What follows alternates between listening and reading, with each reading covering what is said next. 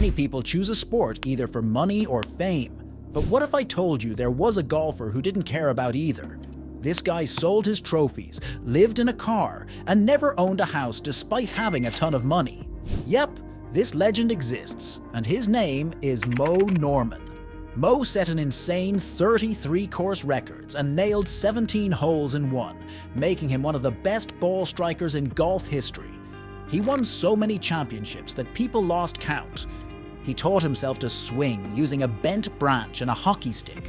Talk about dedication. But why did he live such a simple life with no luxuries? It's a story no one really talks about, so stick around till the end. And don't forget to subscribe and like this video. Mo Norman, the Canadian professional golfer, had a lot of dark sides that nobody ever talked about. Today, 20 years after his death, let's unveil those hidden aspects. So, Mo's life took a dramatic turn when he was just 5 years old. One cold winter day in 1935, Mo and his friend were racing down a snow-covered hill on a sled. They couldn't control the speed and ended up skidding right into the path of an oncoming car. The sled disappeared under the car, dragging Mo along. He seemed physically fine with just a bruised cheek. But this accident profoundly impacted him in ways no one could have predicted. From that day on, Mo's personality shifted. His face changed shape, and his behavior became more eccentric. His mother noted that he began talking in a different voice and repeating himself constantly, traits that puzzled everyone around him. Life at home wasn't much easier. Mo's family didn't support his love for golf. His father, Irwin, despised the sport and forbade Mo from bringing clubs into the house. Mo's siblings teased him relentlessly, calling golf a waste of time. But Mo was undeterred. He found solace in the game, using a bent branch to practice in his backyard. For 2 years, he swung that makeshift club until a kind member of the local golf course sold him an old 5-iron. Despite being left-handed, Mo adapted to his right-handed club, showing early signs of his adaptability and commitment. This determination soon earned him a job as a caddy at the Westmount Golf Club. It was here that Mo received the nickname that would stick with him for life, Mo the Schmo the Pinnacle Pro. It started as a joke from one of the golfers he caddied for, but it became a moniker that encapsulated Mo's quirky charm. Carrying clubs all day fueled Mo's passion for the game. As soon as his caddying duties ended, he would practice tirelessly. His unique training routine included hitting balls against the neighbor's garage, much to their frustration. He broke 11 windows in 2 years, earning a reputation as the neighborhood's golf terrorist. To avoid damaging more property, Mo moved his practice to a nearby field. He cut the tall grass to create a makeshift fairway using whatever tools he could find. He would hit balls until his hands bled, wiping the blood off on his towel and trousers. His swing was entirely self-taught, and his progress was anything but gradual. By the age of 16, he had yet to break 100, but by 19, he could hit the ball wherever he wanted. Mo's swing was so precise that he wrapped lead tape around his driver to adjust its weight, showcasing his innovative approach to the game. When practicing in the backyard became untenable due to the mounting repair bills, Mo sought out a new venue. He found an open field nearby, but it wasn't exactly a golfer's paradise. The grass was tall, almost knee-high in some places, making it impossible to play. Undeterred, Mo took matters into his own hands, quite literally. He used an iron to cut down the grass, creating his own makeshift fairway. This small patch of trimmed grass became his personal training ground, a place where he could practice without interruptions or the risk of breaking more windows. Mo's practice sessions in the field were nothing short of obsessive. He would hit balls for hours on end, focusing intensely on each swing. His dedication was so extreme that it often left his hands bleeding. Instead of stopping, he wiped the blood off on his towel and trousers and continued practicing. Mo's hands were a constant mess of blisters and cuts, but he saw this as a necessary sacrifice for his craft. Mo's transition from makeshift equipment to real golf clubs was a pivotal moment. When he finally got his hands on a proper 5-iron, it was like a revelation. Purchased from a kind member of the local golf course who allowed Mo to pay in 10-cent installments, this club became Mo's most prized possession. Although Mo was left-handed, the club was right-handed, so he adapted once again, learning to play right-handed without missing a beat. Mo Norman's entry into the world of competitive golf was as unconventional as they come. In 1949, he just showed up uninvited to the St. Thomas Golf and Country Club for a one-day amateur event. You can picture Mo with a tatty old bag, only 7 clubs and sneakers, far from the typical tournament attire. He wasn't even on the official list of competitors, but Mo's sheer determination saw him fill an empty slot in the lineup. Against all odds, he shot a 67 and won the tournament by 2 strokes. His victory was so unexpected, and his demeanor so shy that he slipped away immediately after finishing his round. A friend had to collect Mo's prize and apologize on his behalf. One of the most infamous incidents from his early days as a caddy at the Westmount Golf and Country Club involved a wealthy golfer known for his stinginess. After a grueling 18 holes, the man tipped Mo a measly amount. Mo, feeling deeply insulted, climbed a tree and threw the man's golf clubs into its branches. Now comes the question. If Mo was so famous in golf, did he earn a lot and live it up like Tiger Woods? Nope. The reality was way more bitter. But before we dive into that, make sure to subscribe to the channel. If you've made it this far, we've got a lot more amazing stories ahead for you. Financially, Mo's situation was always precarious.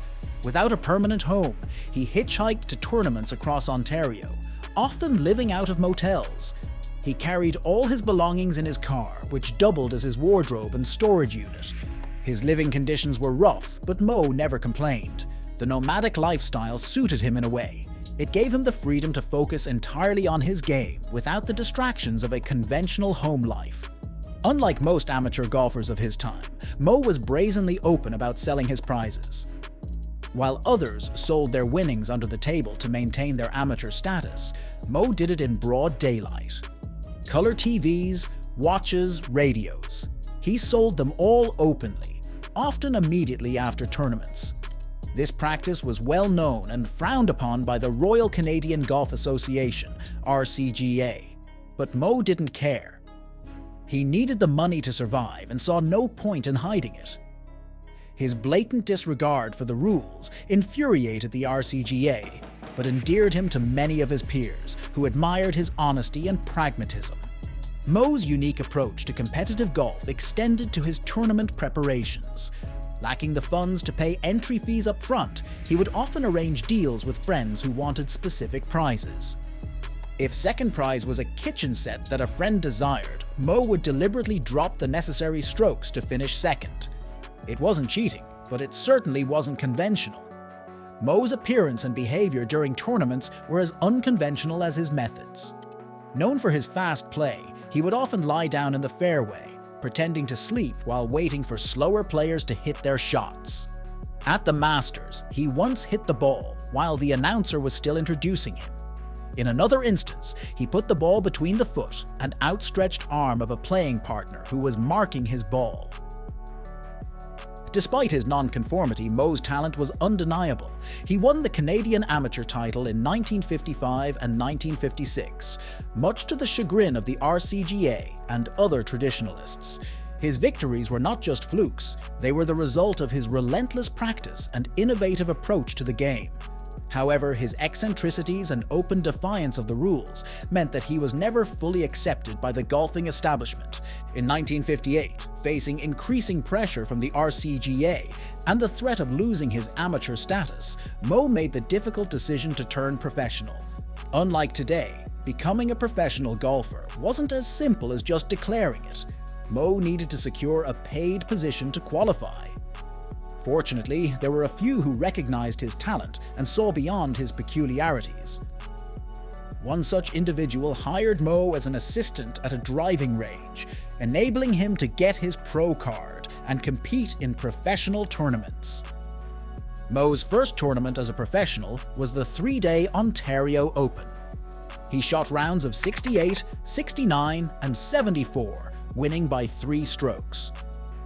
Despite his victory, Mo's lifestyle remained unchanged. He continued to live out of motels, keeping all his belongings in his car. His dedication to the game was unwavering, even if his approach was unorthodox. On the road, Mo's habits grew even more eccentric. He started storing all his clothes in the back seat of his car, a practice that baffled many of his peers. Despite living in motels, he never established a permanent home and never had a date in his life. One of the most memorable instances of Mo's unique behavior happened at the Masters. While most golfers would be nervously waiting for their turn, Mo was anything but typical. He'd lie down in the fairway, pretending to sleep while waiting for slower players to take their shots. His nonchalance extended to the first tee as well. At the 1956 Masters, while the announcer was still introducing him, Mo hit his drive, much to the shock of everyone present. Mo's refusal to conform went beyond his on-course behavior to how he handled his winnings. Unlike other amateurs who sold their prizes in secret, Mo was unapologetically open about it. He needed the money to survive, and he didn't see the point in hiding his actions. This blatant disregard for the rules infuriated the Royal Canadian Golf Association, RCGA. Despite his success, they viewed his behavior as a stain on the sport.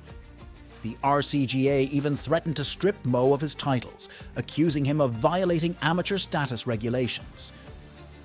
Mo Norman's brief stint on the PGA Tour hit a major bump thanks to one brutal locker room encounter that would forever change his career. In 1959, Mo was killing it at the Greater New Orleans Open, finishing tied for 4th. But instead of basking in his success, he found himself cornered by a bunch of PGA Tour players in the locker room. They unloaded on him, telling him to clean up his look, fix his teeth, and cut out his so-called antics on the course. For Mo, already struggling with social anxiety, this was a knockout punch. The impact was immediate and harsh. Humiliated and feeling unwanted, Mo decided to leave the PGA Tour the very next day. This wasn't just him physically leaving, it was a full-on retreat from the hostile environment that made him feel like an outcast. Mo headed back to Canada, vowing never to compete on the PGA Tour again, a promise he kept for life. Mo's achievements went beyond just wins. He set numerous course records and hit 17 holes in one, feats that highlighted his unparalleled precision and control. Yet, despite his success, Mo never sought fame or recognition. Mo's on-course antics were legendary. He'd perform outrageous stunts, like hitting balls over narrow bridges or using a driver on par 3 holes just for fun. These feats weren't just about showing off, they were expressions of his unique approach to golf. In 1995, Mo's fortunes took a surprising turn thanks to an unlikely meeting at the PGA Merchandise Show. There, he met Wally Uline, the president of Titleist. Uline, recognizing Mo's extraordinary contributions to golf, offered him a lifetime contract. Mo would receive $5,000 a month simply for being himself and playing Titleist balls. This gesture was more than just financial support. It was a validation of Mo's unique legacy and a recognition of his impact on the sport. And ultimately, every great thing has to end. Mo Norman bid farewell to his only love in September 2004, passing away due to heart failure. Even today, his name is synonymous with the best golfer. If you enjoyed Mo's incredible story, do subscribe to the channel because we're all about uncovering hidden gems in the world of golf.